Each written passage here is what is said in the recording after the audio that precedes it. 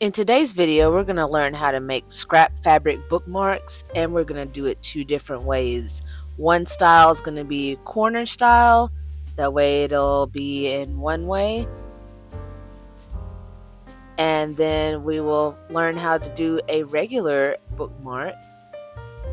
Yeah, let's get to it. First off, you're going to need some scrap fabric because that's what you always need when you're around these parts. But you're going to need some scrap fabric, preferably probably that coordinates together. I'm cutting mine with my little ruler. It's 4.5 by 4.5 inches square. And you're going to need 3 pieces of the scrap fabric. You're going to have one that's going to make your corner, and then you're going to have the other 2 that are the main part. You're also going to need some fusible interfacing. And fusible interfacing, the kind that I'm using is very thin. It's got one side that's got these little bumps, and that is actually the part that fuses to your fabric.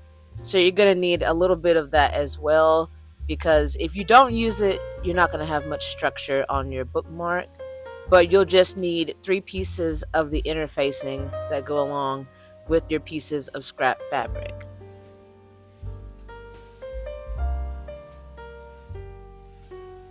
I did not pre-cut my pieces of fusible interfacing. I just decided to keep it as one larger piece and then iron them on. You can pre-cut it if you want to. This is just what I was doing at the time because I just didn't want to cut it. You're going to get a nice hot iron. I'm breaking out the mini iron on this one. And you're just going to give it a good press and make sure that it fuses evenly. Make sure that you pay attention to the directions of whatever interfacing that you're using so that you don't heat it up too much. But this is a very lightweight kind of interfacing. They have all sorts of different weights, but this one is definitely very light. I've used thicker kinds before and it ends up being too stiff. But on this particular application, I do recommend a very lightweight type of interfacing. And you're just going to fuse it to your 3 pieces. That's what my 2 outer pieces look like. And then I do it also to the corner one, which is just this red fabric. All of this is scrap fabric that was given to me. And I've used it for a lot of different applications. And now I'm to the point that I have a lot of smaller pieces, and I was trying to figure out what to do with them. And yeah, I thought this was a really good application.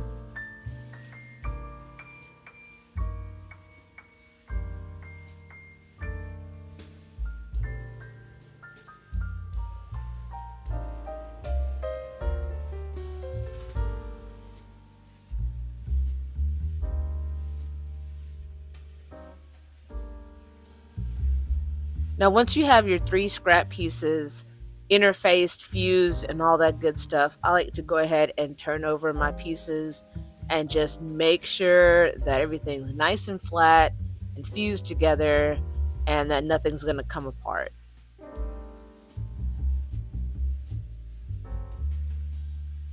Now I'm going to take my 2 outer pieces and set them to the side, and we're going to focus on our corner piece. What you're going to do is you're going to fold it on the diagonal, just like this, and you're going to give it a good press, and you want a nice crisp crease. This is actually the part that's going to go inside of your book once you're using it. On the diagonal seam, we're going to do 1/8 of an inch. We're going to take it to our sewing machine and we're going to sew an 1/8 inch seam allowance.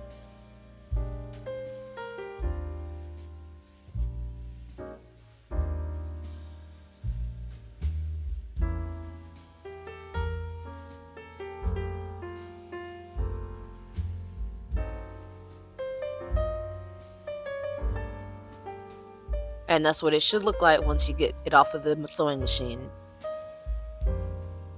Now we're going to grab our outer pieces and we're going to make our little sandwich. So you're going to have one piece that is pretty side up. And if you have a directional piece for your corner, you just want to make sure that whatever side that you want on the outside is showing and facing up at this time. And then you're going to put your second piece face down. And I have my handy dandy clips. That's my preferred way of keeping fabric together. You can use pins if you like, or if you're feeling frisky, you can just not use anything.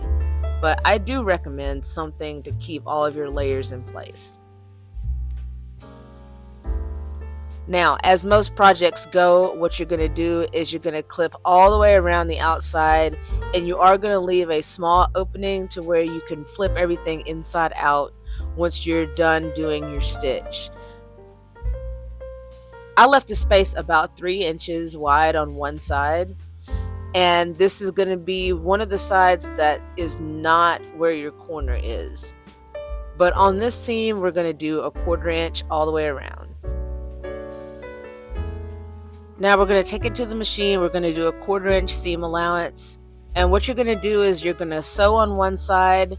You're going to sew to the corner, put your needle into the material, pivot your project 90 degrees, and then continue sewing. You want to make sure that you've got your needle down into your material so that you don't lose your place.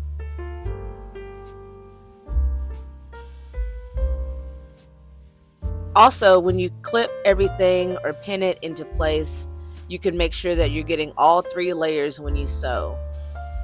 Now, there was one corner where I went a little too far and I had to backstitch, but it's fine because we're going to be clipping those corners in a minute anyway.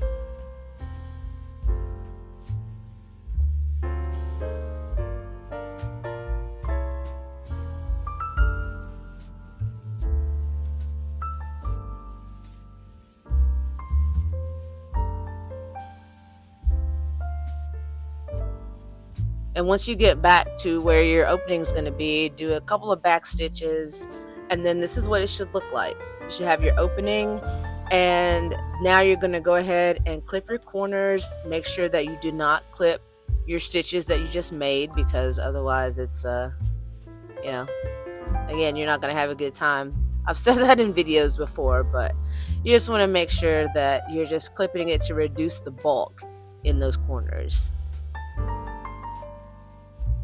Once you've got everything clipped, you're going to go ahead and you're going to turn your project inside out.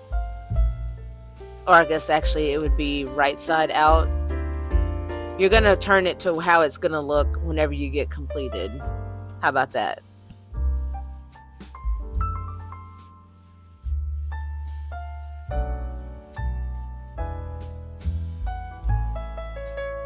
What I've got here is my corner tool. This is just a paintbrush with the bristles cut off of the end, and I like to use that just to make sure that all of the corners are nice and crisp. Once you've got everything poked out and everything turned the way that you would like, we're going to do a top stitch all the way around the outside of our project, but we're going to give it one good little press just to make sure everything's nice and flat.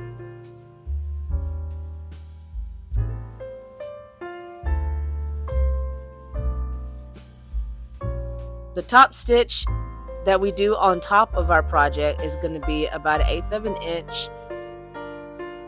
This is going to close up the hole that you left when you turned everything right side out.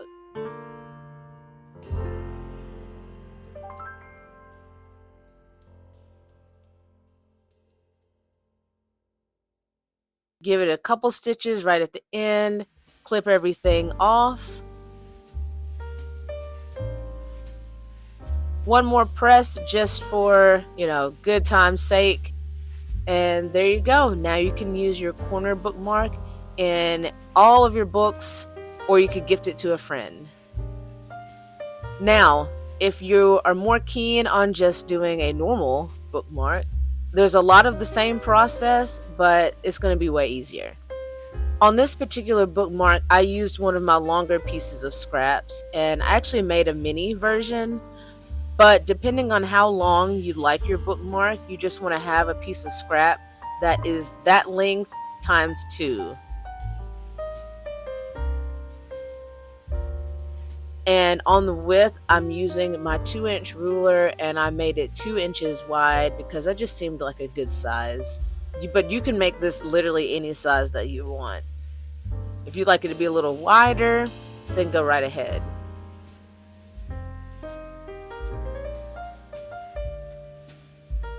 We're also going to be using the fusible interfacing that we used before.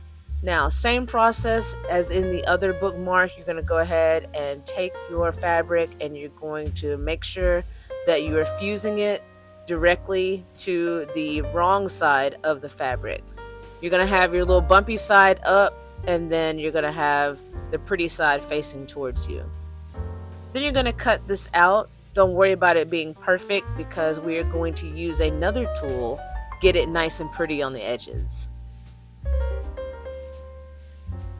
Now there are a couple ways that you can do this bookmark. You could actually sew this like we did before and turn it inside out, but I wanted to use a couple of optional tools. I got a little piece of scrap ribbon. This was some ribbon that I got on clearance at the fabric store. I've had it forever, and I just wanted to give it a little bit of a detail. Nice and cute.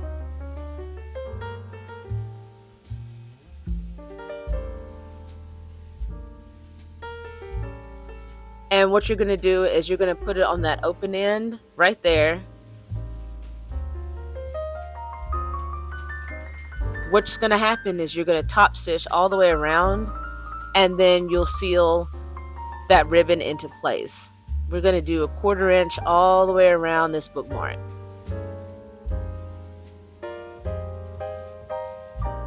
Also, optional tool is going to be pinking shears. Now these are scissors that have a little scalloped edge.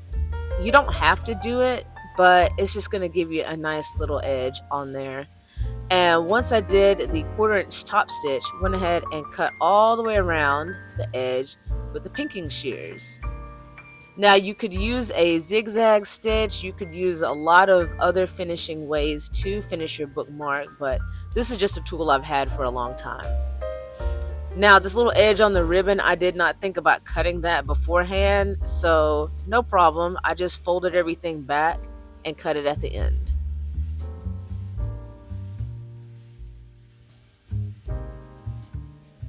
And there you go. Now you've got an easy peasy fabric bookmark. You can gift it to a bookie friend and do whatever you want with it. And you can do that literally, you can do that with any sort of scrap fabric.